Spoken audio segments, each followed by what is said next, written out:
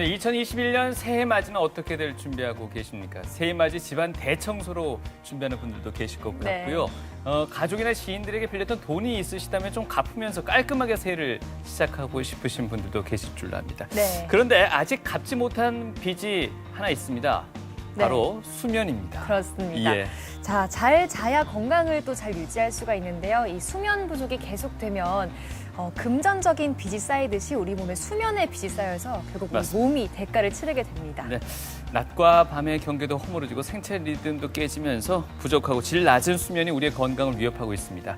새해맞이 꿀잠 프로젝트 2부, 여러분께 아주 꿀잠 같은 소식을 준비해드리도록 하겠습니다. 네, 오늘 도움 말씀 주실 주치 대한수면연구학회 회장을 맡고 계십니다. 신경과 조용원 교수님과 함께하겠습니다. 안녕하십니까? 안녕하십니까?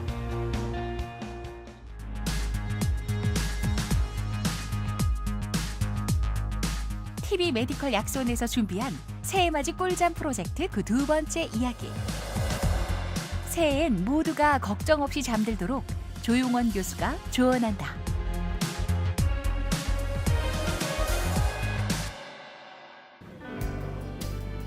사람에게 밤이란 잠을 자는 시간. 수면 장애를 겪는 이들은 이 당연한 잠을 청하지 못하고 긴긴 밤을 뜬 눈으로 보낸다. 잠을 못 자는 원인 중에서 우리 항상성, 그 잠에 대한 시간에 대한 문제와 주기성, 일정한 시점에 문제를 감별을 해야 될 것 같습니다. 그래서 늦게 자고 늦게 일어나시는 분들은 그 주기의 문제를 고려해서 우리가 그 빛 치료, 광 치료라든지 그런 시차에 대한 치료를 해주는 게 중요하겠고, 우리가 잠을 또 여러 요인에서 잠 못 자면 지금은 또 온도라든지 환기라든지 조명이라든지 이런 요인이 잠을 방해하는 요인이 있으면은 또 맞춰서 수면 위생을 개선해서 극복하는 방법이 있겠고, 그 위에 그래서 혹시 드시는 약물이라든지 질병이라든지 이런 요인이 잠을 방해하게 되면 그것을 또 약을 바꿔주든지 개선해 주는 게 치료에 중요하다고 말씀드리겠습니다. 조용원 교수는 숙면의 중요성을 시민들에게 적극적으로 알려 모두가 독이 아닌 보약 같은 잠을 잘 수 있게 노력 중이다.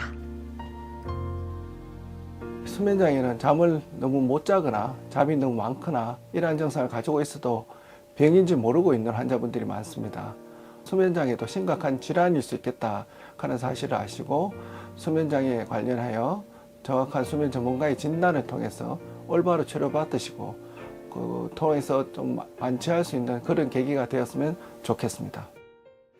요즘 같은 경쟁 사회에 있어서는요, 잠자는 것도 사치다 이런 말도 있고, 잠은 죽어서도 실컷 잘 텐데 라는 식으로 해서 이 잠을 상당히 인색하게 만들고 있습니다.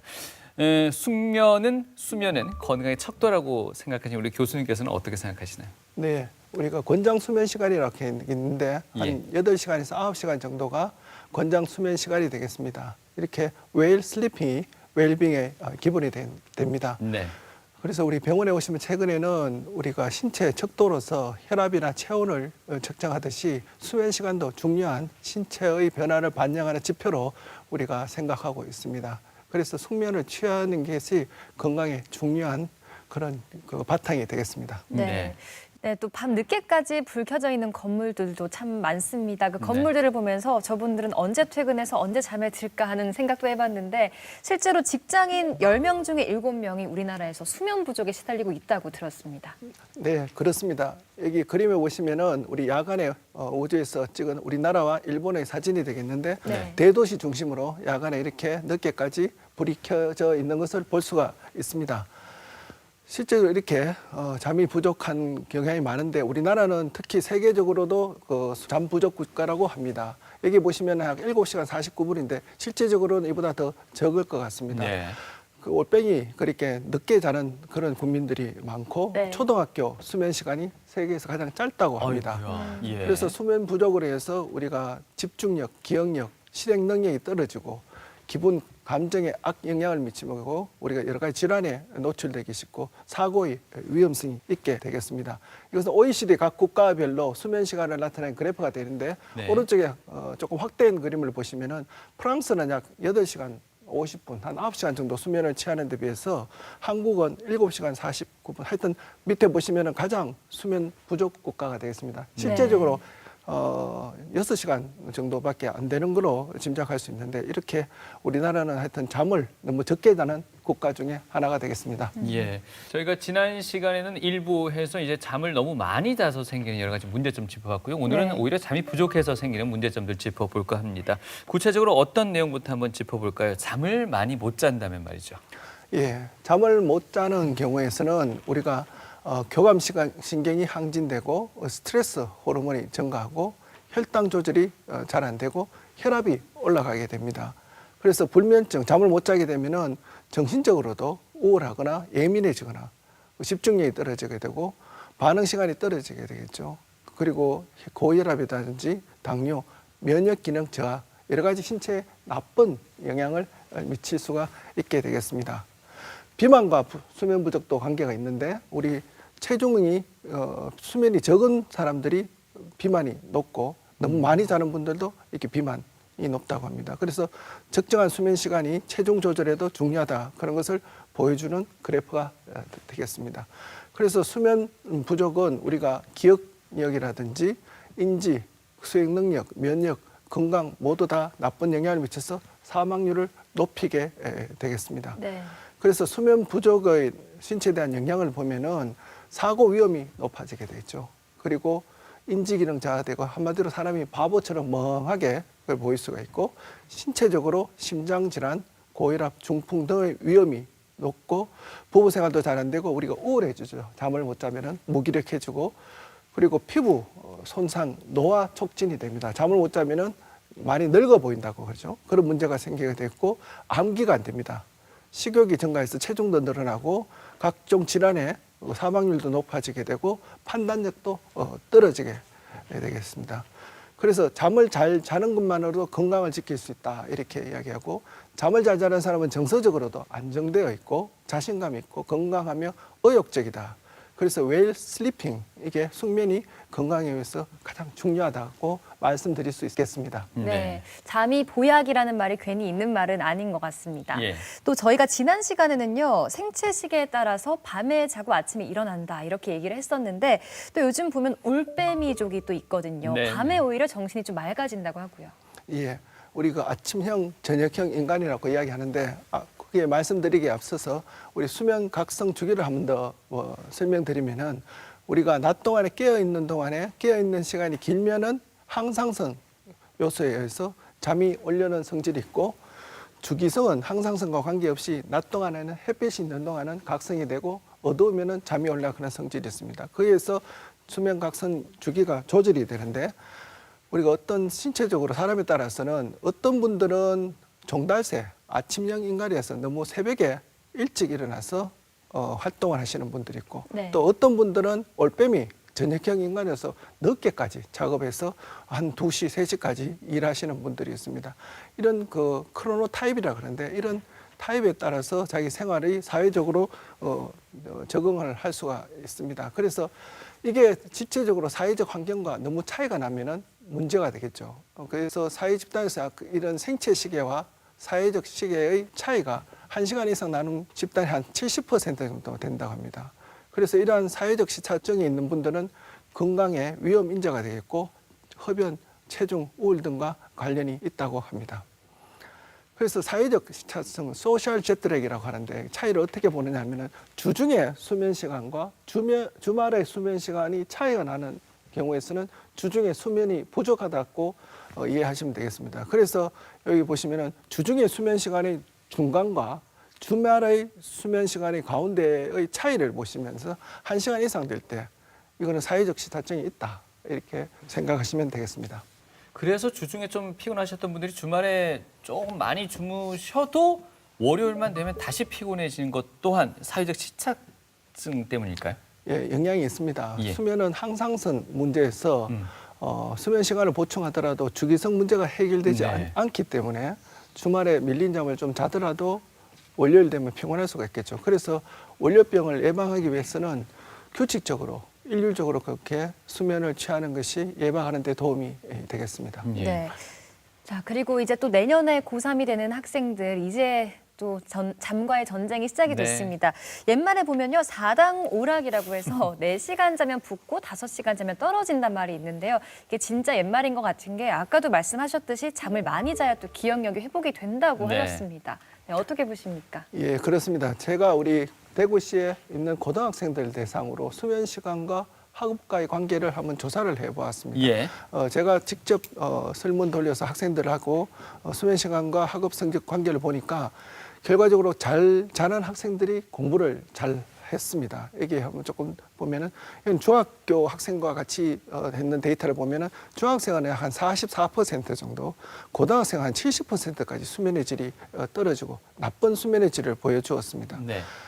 그래서 이 고등학교 학생들을 좀 더 세분화해 분석해 보니까 주중에는 약 5시간 24분 하니까 5시간 반을 못 자죠. 주말에는 7시간 30분 정도 자는데 실제적으로 선진국에 비해서 너무 수면 시간이 부족한 것으로 나왔고 교육부 통계 자료에서도 43% 정도는 6시간 못 미치는 수면 시간을 보여서 학생들이 수면의 질이 상당히 낮고 불안, 우울감이 높은 게 한 27% 정도 되었습니다.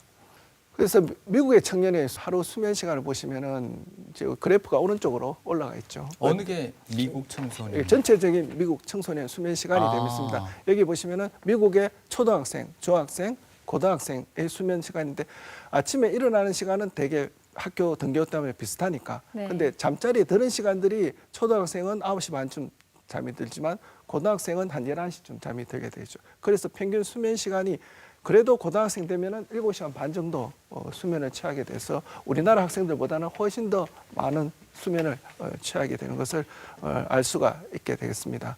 그래서 우리나라 학생들이 수면 시간이 작고 수면의 질이 떨어진다고 했는데 수면의 질이 좋은 학생들이 나쁜 학생들에 비해서 학업 성적이 더 높았고 좀 우수했고 수면의 질이 좋은 학생들은 아침형 그 생활 패턴의 비율이 높았고 불면증과 주관졸림, 우울 이런 척도들이 낮고 특히 중요한 게 방과 후 스마트폰 사용 시간이 좀 적었습니다. 그래서 저녁형 생활을 하는 학생들은 방과 후 스마트폰 사용 시간이 유의하게 높아서 수면에 나쁜 영향을 주는 거 알 수 있습니다. 여기 보시면 이 스마트폰 화면이 이렇게 잠자리에 들면 바로 안 자고 이렇게 보고 있는데 네. 이렇게 하면은 우리는 저녁이라고 생각하는 게 아니고 낮으로 생각을 하는 거죠.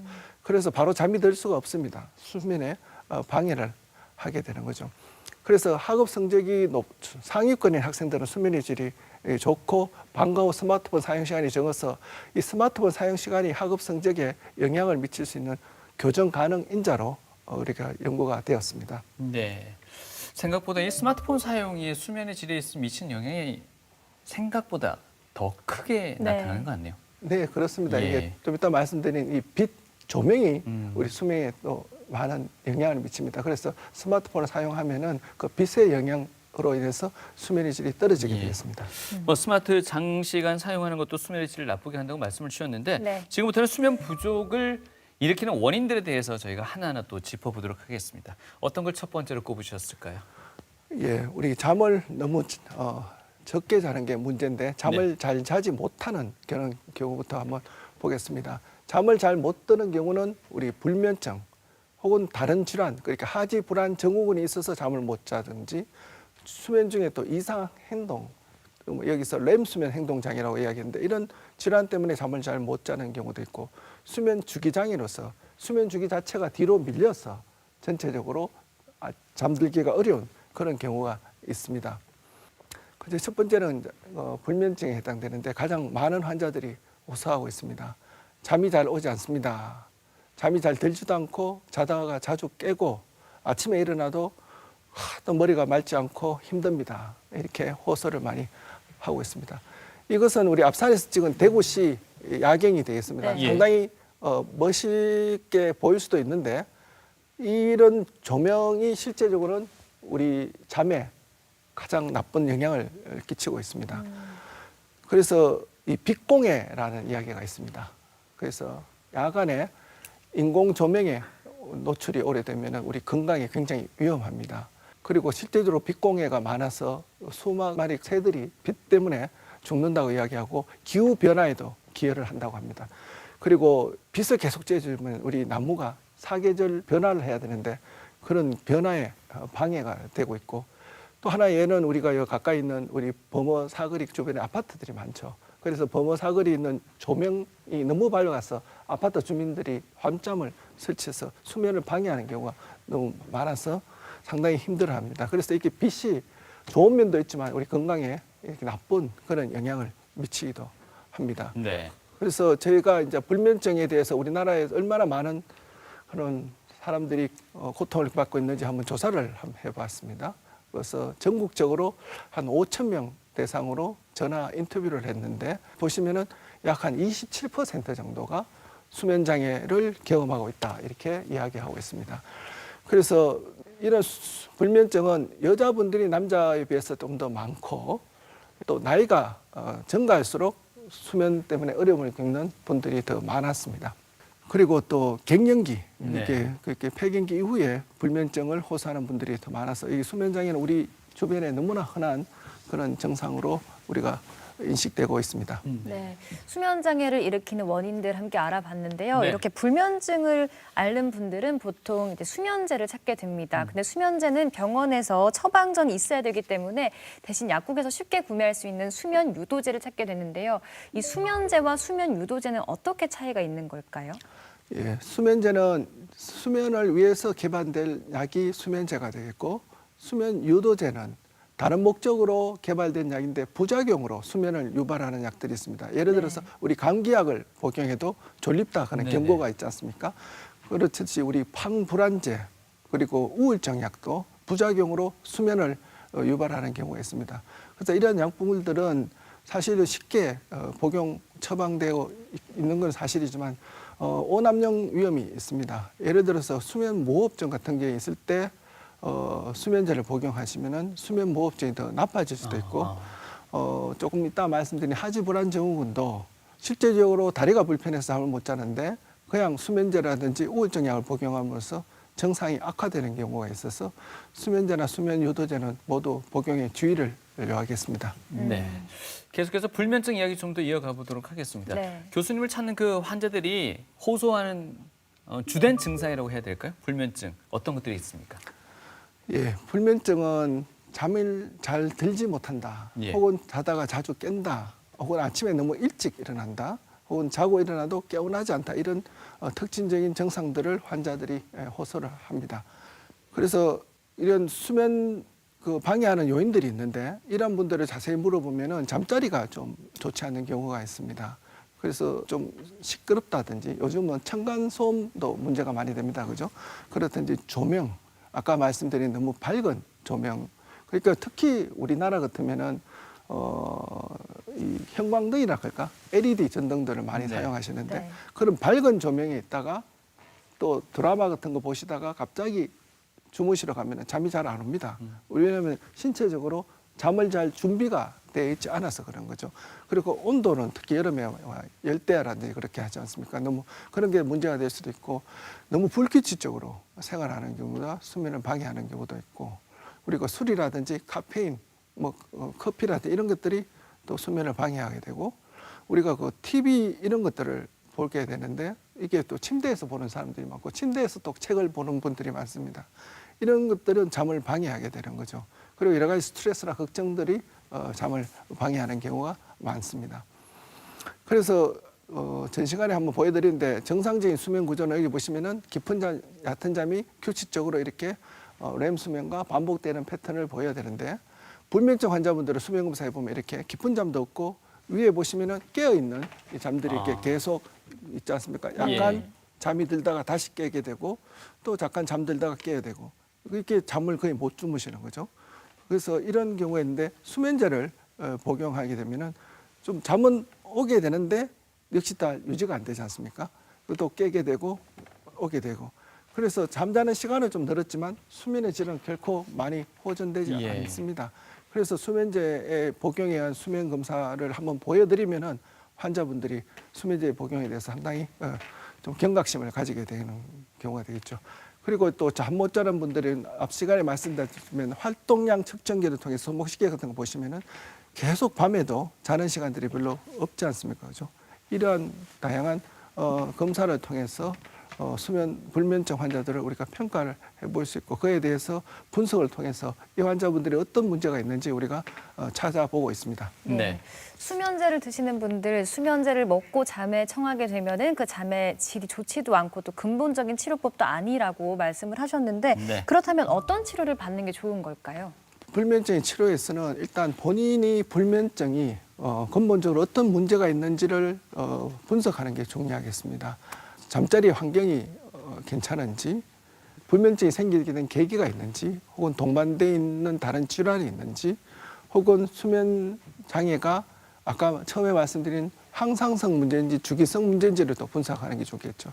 그에 따라서 우리가 환자분한테 불면증 인지 행동 치료를 해드립니다. 이것은 뭐냐면은 약물 없이 잘 잘 수 있는 그런 팁들을 환자분한테 교육을 통해서 치료해드리는 방법이 있고 또 낮 동안에는 빛을 통해서 우리가 수면 주기를 좀 더 강화시켜주는 요법 혹은 뉴로 피드백 요법으로서 수면에 대한 훈련을 해주는 방법이 있고 약물 치료를 하기도 하지만 약물 치료는 상당히 짧은 기간에 선택적으로 하도록 환자분한테 설명을 드리고 있습니다. 그래서 불면증의 인지행동 치료가 불면증에 대한 가장 대표적인 표준 치료가 되는데 이것은 무엇이냐면 조금 더 설명드리면은 그 환자분들이 잠을 못 자는 원인을 분석해서 어떤 요인이 그 환자분들한테 가장 문제인지 분석하고 그걸 어떻게 해결할 수 있는 방법을 제시해주고 정상적으로 돌아오게 도와주는 치료가 되겠습니다. 그래서 이런 거죠. 환자분들이 잠을 못 자면 선생님 곧 죽을 것 같아. 잠 못 자면 저는 어떻게 합니까? 하여튼 그 걱정이라든지 이런 요소들을 저희들이 해결해주고 또 잠자리에 있는 시간들을 실제적으로 자는 시간과 침대에 누워 있는 시간을 맞추도록 교정해주는 치료들을 합니다. 이런 치료를 하면은 약물보다는 훨씬 더 효과적으로 근본적으로 불면증을 치료해 드릴 수가 있게 되겠습니다.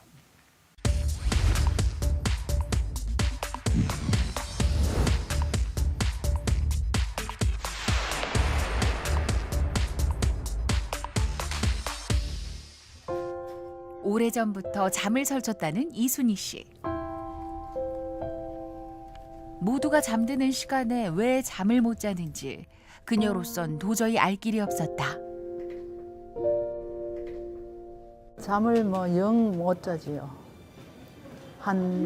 누웠다 하면 한 5시간 정도는 있어야 조금 자고 계속 일어났다 앉았다 또 화장실 들락거리고 때로는 잠이 안 와가 울기도 하고 그 이튿날 되면 피곤하지요. 또 혈압도 올라가고 내 병원 응급실에 간 적도 있고 2번이나 있거든요. 응급실에.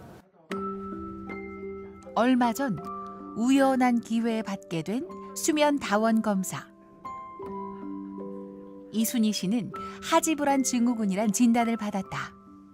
하지불안 증후군은 잠을 못 자는 수면장애의 흔한 원인이 되고 있습니다. 환자분들이 저녁에 다리가 불편해서 자꾸 움직이고 이렇게 다리 발목을 주기적으로 운동하는 그런 증상들이 많은데 수면 검사에서 그러한 현상이라든지 움직임이 포착되면은 하지불안 증후군의 진단에 많이 도움이 되겠습니다. 생전 처음 들어보는 병명. 원래부터 다리가 불편했던 이순희 씨는 불면의 원인이 다리에 있을 거라곤 상상도 하지 못했다. 처음에 그래 진단 받았을 때는 깜짝 놀랐지요. 내가 이런 하지 불안증이라 하는 건 처음 들어봤고 허리가 좀 안 좋으니까 그냥 다리가 좀 저리는가 보다 이래 생각하고 머리가 이상 있는지 아니면 신경이 예민해서 그래 잠이 안 오는 줄 알았지 다리 때문에 잠이 안 온다고는 생각지를 못했거든요. 이순희 씨는 하지불안 증후군 치료와 함께 수면의 질을 높여나갈 예정이다. 앞으로는 원하는 만큼 푹 잠들 수 있길 바란다. 좀 치료 잘 받고 좀 다리도 안 아프고 잠도 잘 왔으면 정말 좋겠어요. TV 메디컬 약손 오늘 이 시간 수면 부족의 다양한 원인들 알아보고 있습니다. 네. 하루 일과 마치고 이제 잠자리에 누웠습니다. 좀 편히 잠들었으면 좋겠는데 네. 다리가 좀 저리고요. 묵직하고 이런 증상들이 또 나타납니다. 의학적으로는 하지불안 증후군이라고 한답니다.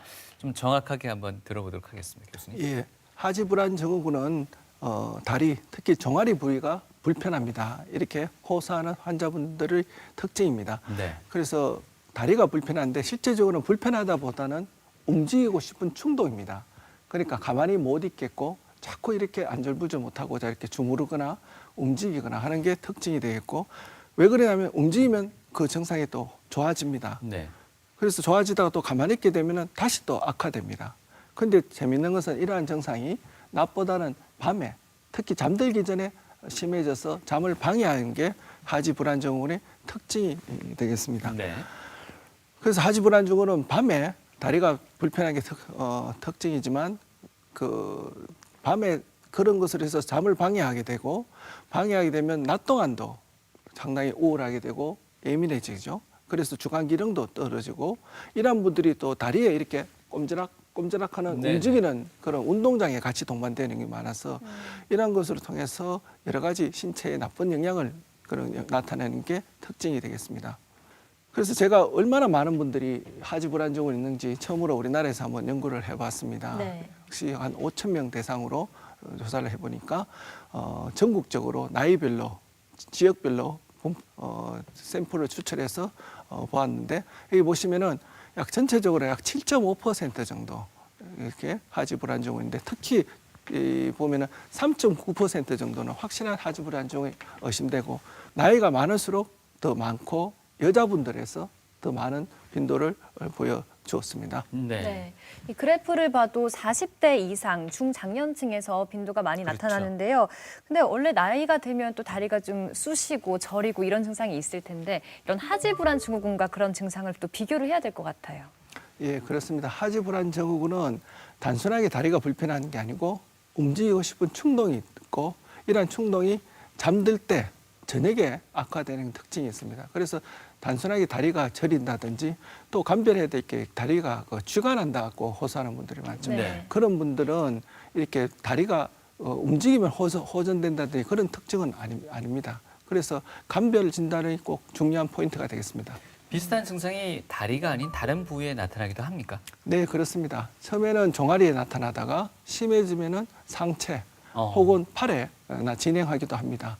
그래서 이게 그 병 자체의 경과로서도 상체로 퍼져나가기도 하지만 또 치료를 잘못하면은 그 약제로서 증상이 또 낮게 퍼져나가기도 하고, 어떤 경우에서는 또 양쪽이 아니고 한쪽만 불편을 호소하는 그런 경우도 있어서 네. 다양하게 증상들을 나타나기도 합니다. 네. 이런 하지 불안 증후군은 왜 나타나는 건가요? 예, 하지 불안 증후군은 일단 철분 결핍이 큰 원인이 되겠습니다. 일반적으로 우리가 혈액 검사를 통해서 알 수 있는 경우가 있고 없는 경우가 있는데, 없는 경우를 원인을 못 찾는 원발성 하지 불안 증후군이라고 하고, 원인을 찾는 경우는 철분 결핍이 가장 중요한 팩터가 되고, 철분 결핍은 우리가 흔히 빈혈이라든지 임신, 만성 콩팥 질환 이런 경우에서 잘 볼 수 있고, 특히 우리가 그 수면제라든지 우울증 약을 잘못 복용하면은 하지 불안 증후군이 나타납니다. 그래서 철분 결핍과 도파민 이상이 주요 원인이 되겠습니다. 그래서 하지 불안 증후군은 수면 장애를 동반을 많이 하는데 약 한 75% 정도에서 잠을 잘 못 자게 되고, 더불어서 이런 빈혈이 있는 환자들에서 흔히 동반이 됩니다. 특히 그 임산부에서는 3기가 되면은 하지 불안 증후군이 많이 나타나게 되고, 이런 환자분들은 또 삶의 질이 굉장히 낮습니다.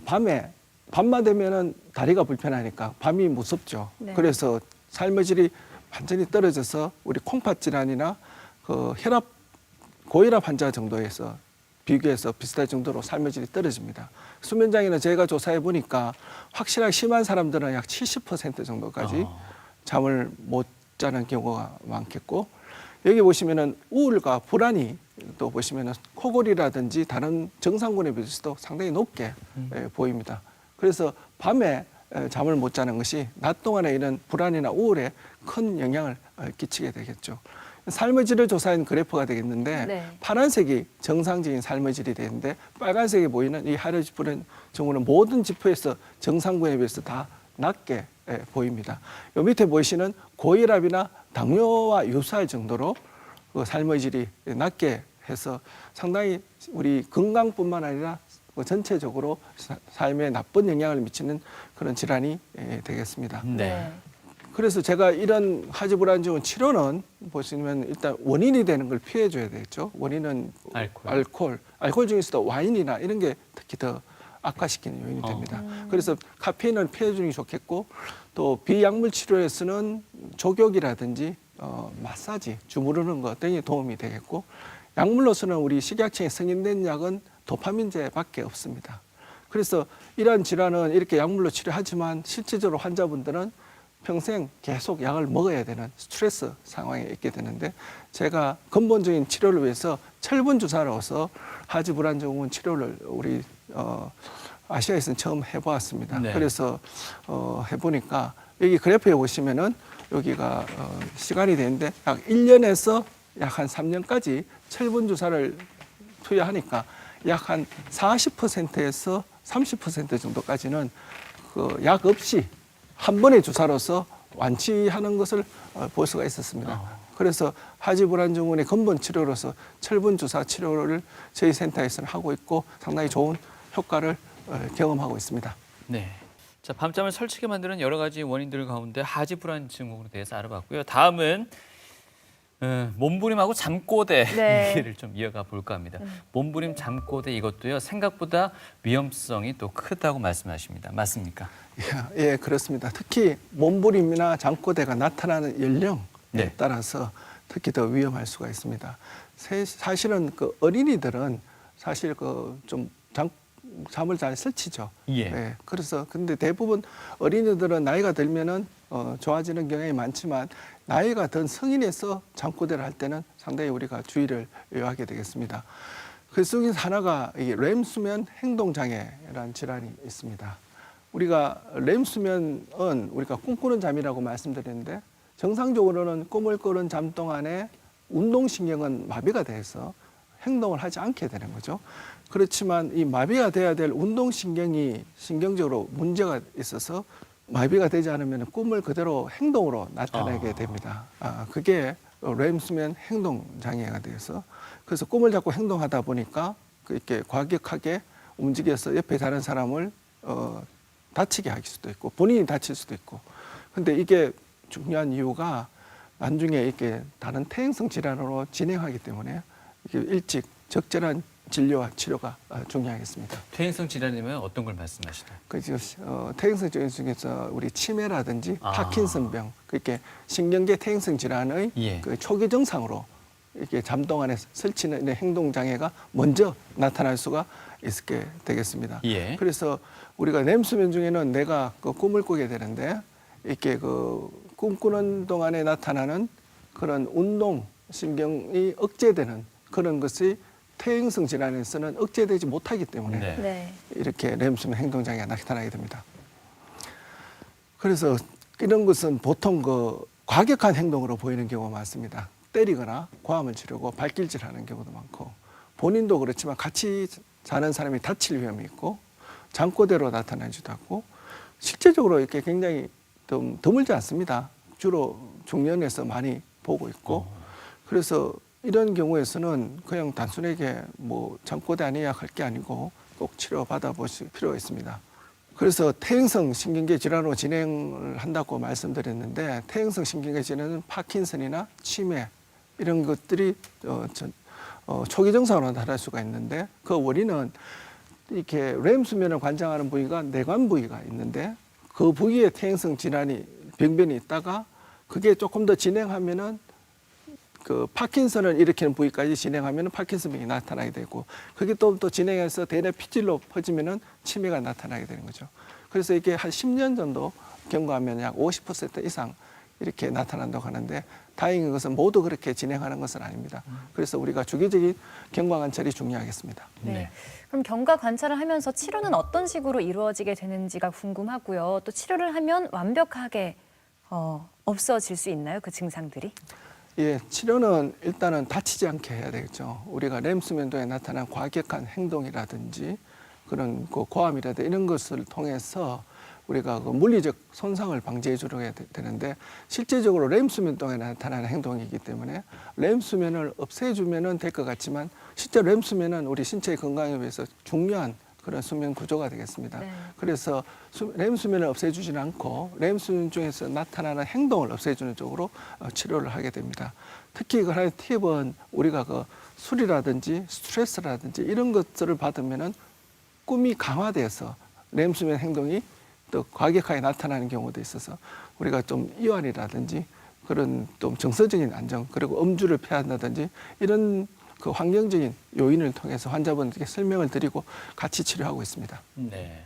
지금 말씀해 주신 렘 수면 장애라는 것들이 대부분 이제 정신이 없는 상태에서 몸의 활동이 이루어지는 반면에 네. 지금 말씀드리고자 하는 이 가위 눌림이라는 건 그 반대 아닐까요? 정신이 있는데 몸이 움직이지 네. 않는 상황이지 않습니까? 예, 맞습니다. 가위 눌림, 뭐 수면 마비라고도 하는데 예.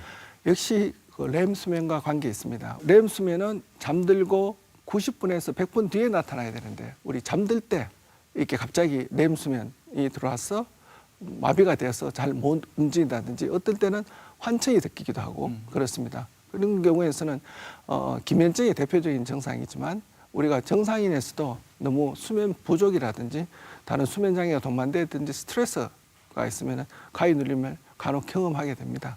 그래서 이 가위 눌림이 뭐 한두 번 경험하는 건 괜찮지만 여러 번 될 때는 혹시 수면 장애가 아닐까 한번 염려해서 검사해 보는 게 좋겠습니다. 네. 네. 잠을 잘 자는 게 아주 중요하다 계속해서 강조하고 있는데요. 자고 싶을 때 잠을 못 자고 또 깨어 있어야 되는데 졸음이 몰려온다. 네. 이게 생체 시계의 리듬이 깨져서 수면의 주기에 문제가 생겼기 때문입니다. 이걸 수면 주기 장애라고 하는데 또 유형이 나뉘어져 있다면서요. 예, 그렇습니다. 수면 주기 장애는 우리가 지연 수면 주기 장애와 전진 수면 주기 장애, 교대 근무자 수면 장애로 나눠볼 수가 있습니다. 이 오른쪽 그림에 보시면은 지난 시간에 잠시 말씀드렸지만 우리가 잠이 들게 되면은 멜라토닌이 분비되게 되고 야간 동안에 상승하게 되고 우리 체온이 새벽녘에 조금 떨어지게 됩니다. 그러다가 다시 멜라토닌 분비가 줄어들면은 깨게 되는데 이런 주기는 빛에 의해서 조절된다고 이야기 드렸죠.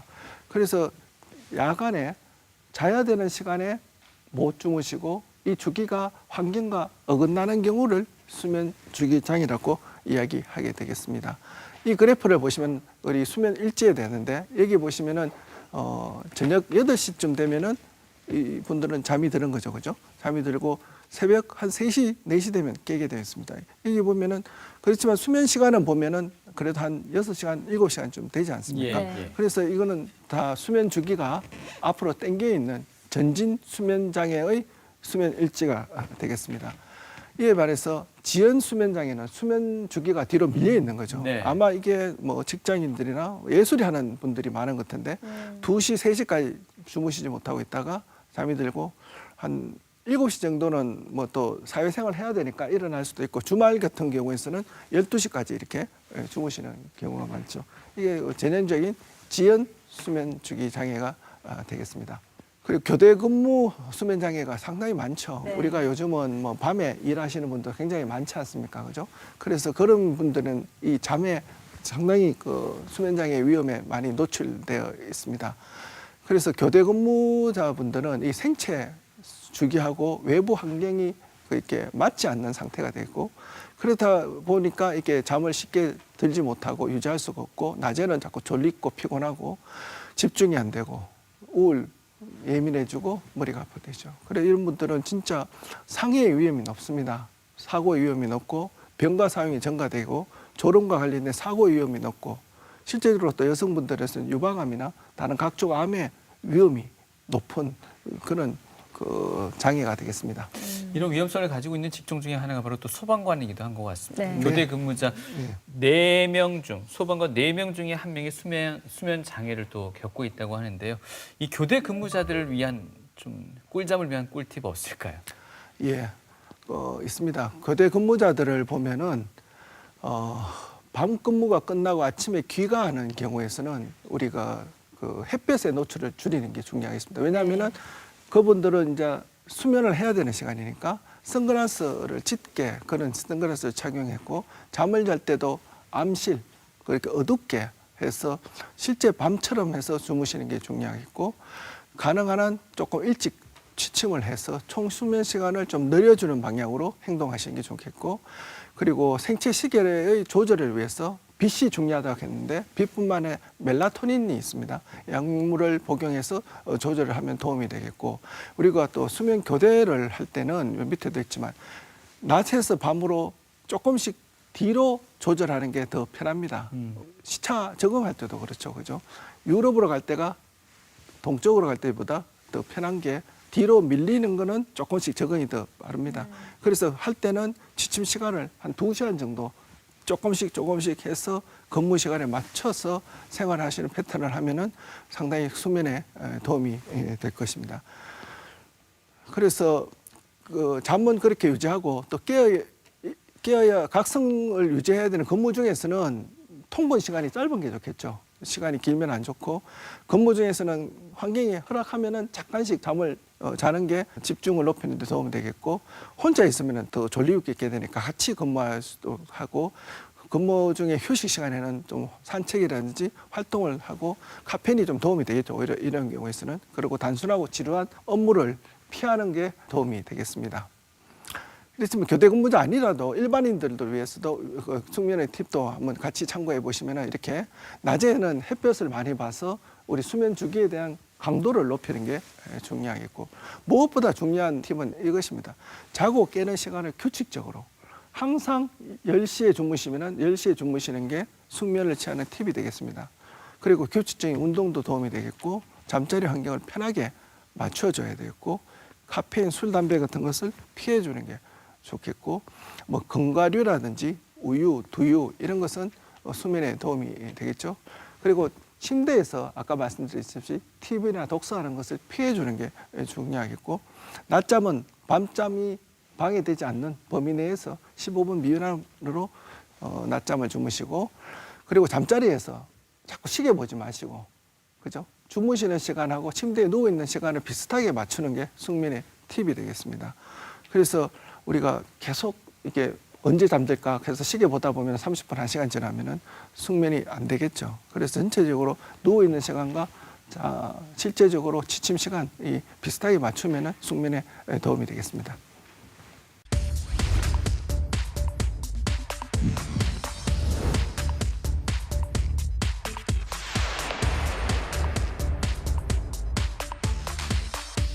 여기저기 뭐 아프니까 잠이 자꾸 깨지대 그렇게는 못 자는 거지. 그냥 뭐 일어나서 책이나 텔레비나 그래 보지. 한 달 전부터 제가 좀 스트레스를 받아가지고 잠을 자고 싶은데 잠이 안 오니까 그게 너무 이제 힘들고 괴로워서 이제 병원을 찾게 되었고 그게 이제 약을 좀 먹으면서 이제 지금은 조금 잠을 자고 있습니다. 처음에는 잠이 안 오고 수면제 반날 먹고 나면은 한 3시간 정도 자고 나면 깨요. 운동도 하고 이래 해도 머리가 약간 띵하고 이렇게 하면은 잠이 잘 안 오고 예전에는 이제 막 학업이 끝나가지고 훨씬 더 많이 못 잤는데 수면 유도 음악 이런 거 켜가지고 수면 시간 맞추기도 했고 그런 편안한 음악 들으면서 좀 잤던 것 같아요. 저는 잠이 안 올 때 보통 영상을 통해서 잠을 청하곤 하고 보통은 이제 따뜻한 우유를 마셔가지고 이제 잠이 잘 오게끔 하곤 합니다. 네, TV 메디컬 약순 상담실 오늘도 문을 열었습니다. 네. 자, 잠 때문에 고민 많은 분들 사연 하나씩 살펴보겠습니다. 첫 번째 사연 만나보시죠. 임신 20주 되는 35살 임신부입니다. 결혼 전부터 가끔 다리에 경련이 일어나곤 했는데요. 임신을 하고 나선 몇 주 동안 하루도 빠지지 않고 1분 간격으로 계속 움찔거려서 잠을 못 이룰 정도입니다. 저 혹시 하지 불안 증후군인가요? 임신을 했는데도 약물 치료가 가능한가요? 네.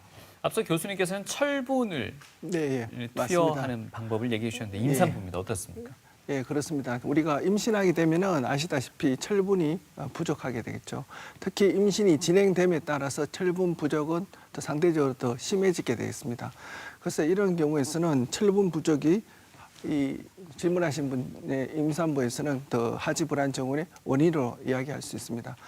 근데 상식적으로 아시다시피 임신하게 되면 모든 약물은 피하는 게 상식인데 네. 그렇지만 임신 중에 복용하시는 그래도 몇 가지 있죠. 우리 이렇게 엽산이라든지 비타민 철분은 우리가 또 보충해야 될 약물이 되겠습니다. 그래서 이러한 경우에서는 우리가 철분 부족이 하지 불안 증후군의 원인이 되니까 특히 또 하지 불안 증후군이 임신 중에 동반되었으니까 일반적으로 사용하는 철분보다는 조금 더 고용량의 철분을 복용하시면 도움이 될 것 같습니다. 네. 자, 다음 사연 소개해드리겠습니다. 저희 남편은 아주 특이한 잠버릇이 있는데요. 마치 깬 것처럼 침대에 앉아있다가 다시 눕습니다. 새벽 2시부터 아침 6시까지 1시간 간격으로 5분 정도 앉아있는데 말을 걸면 잠꼬대 하듯 대답합니다. 얼마 전 새벽에 남편이 갑자기 사라져서 너무 놀랐는데요. 알고 보니 침대 아래쪽 공간에 누워 자고 있었습니다. 잠버릇이 특이한 남편 어떻게 하면 좋겠습니까? 네, 남편분 나이가 43이고요. 네. 몇 년 전까지 새벽 근무를 했다고 합니다. 어떤 진단 내려주시겠습니까? 예, 특이하게 이분은 특히 새벽에 자다가 이상 행동이 많은 것 같습니다. 네. 새벽은 특히 그 렘 수면이 많은 그런 시간입니다. 그래서 이렇게 이상 행동이 이렇게 새벽에 규칙적으로 보일 때는 렘 수면 행동 장애를 의심을 해볼 수 있고, 렘 수면 행동 장애의 정확한 진단을 위해서는 우리 수면센터에서 수면 다운 검사를 해보시면은 렘 수면 동안에 근육 긴장이 떨어지는 것을 확인을 할 수 있습니다. 그래서 일단 정확한 진단이 중요하겠고, 혹시 또 렘 수면 행동 장애와 동반되어 있는 다른 퇴행성 질환의 동반 유무를 같이 확인해 주시는 것이 필요하겠습니다. 네. 네. 자, 다음 사연도 만나보겠습니다. 35살 가정주부입니다. 저는 새벽 3, 4시 사이에 항상 잠에서 깹니다. 한번 깨어나면 잠들기가 힘든데요. 보통 자정에 잠이 들어서 아침 7시에 일어나는데 아침에 일어나면 몸이 항상 무겁습니다. 잠이 부족한 것 같아서 낮잠을 자려 해도 잠이 오질 않고, 더군다나 집 이외 다른 곳에 가면 깊은 잠을 전혀 잘 수가 없습니다.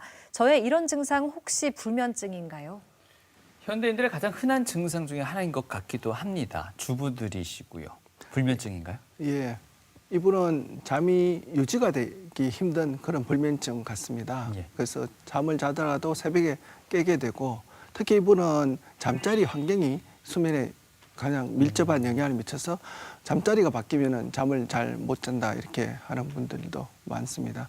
그래서 이런 불면증 중에서 수면 위생, 수면 환경이 중요한 인자로 생각되는 불면증 환자분으로 생각되는데, 이런 분들은 너무 쉽게 수면 유도제 같은 걸 복용하지 마시고 수면센터에 오시면은 수면 인지 행동 치료라고 제가 말씀드렸죠, 그죠? 그런 치료를 통해서 비약물요법으로서 치료하시면은 수면이 개선될 수가 있겠습니다. 네. 네, TV 메디컬 약손 오늘 이 시간 수면 부족의 다양한 원인과 치료 방법 알아봤습니다. 네. 끝으로 당부하시고 싶은 말씀 해주시죠. 예, 그 수면 장애는 우리 상당히 흔한 질환입니다. 그리고 수면 장애는 아직 치료받지 않는 환자분들이 많고, 수면 장애는 본인의 신체적, 정신적 건강뿐만 아니라 사회적으로 영향을 미칠 수 있는 그런 질환이 되겠고, 다행히 수면 장애는 치료를 받으면 호전이 되는 질환이 되겠습니다. 그래서 이러한 수면 장애에 대해서 의심이 되면, 수면에 문제가 있으면 꼭 수면 전문가의 진료를 받아보시면 개선이 될 수 있겠습니다. 네. 그래서 우리가 웰빙 많이 이야기해서 많은 음식이라든지 운동을 많이 강조하지만 실제적으로 숙면이 바탕이 되지 않으면 웰빙이 힘들게 되겠습니다. 그래서 우리 잘 자는 게 우리 건강에 정말 중요하다 그렇게 생각하시고, 숙면에 대해서 관심을 가지고 좀 더 적극적으로 치료하시는 게 중요하겠고, 이렇게 수면은 좀 처음에 첫 치료가 중요합니다. 개인이 자기 민간요법이라든지 이런 걸 통해서 잘못 치료해서 오남용이라든지 약물 의존이 안 되니까 적극적으로 올바른 치료를 하시는 게 중요하겠습니다. 네. 자, 우리의 숙면을 방해하는 증상과 질환들도 올바른 숙면을 위한 팁들 2부에 걸쳐서 알려드렸습니다. 2021년 새해에는 모두 꿀잠 하셨으면 좋겠습니다. 네, 도움 말씀 주신 분은요, 대한수면연구학회 회장이십니다. 신경과 조용원 교수님이셨습니다. 말씀 고맙습니다. 예, 감사합니다.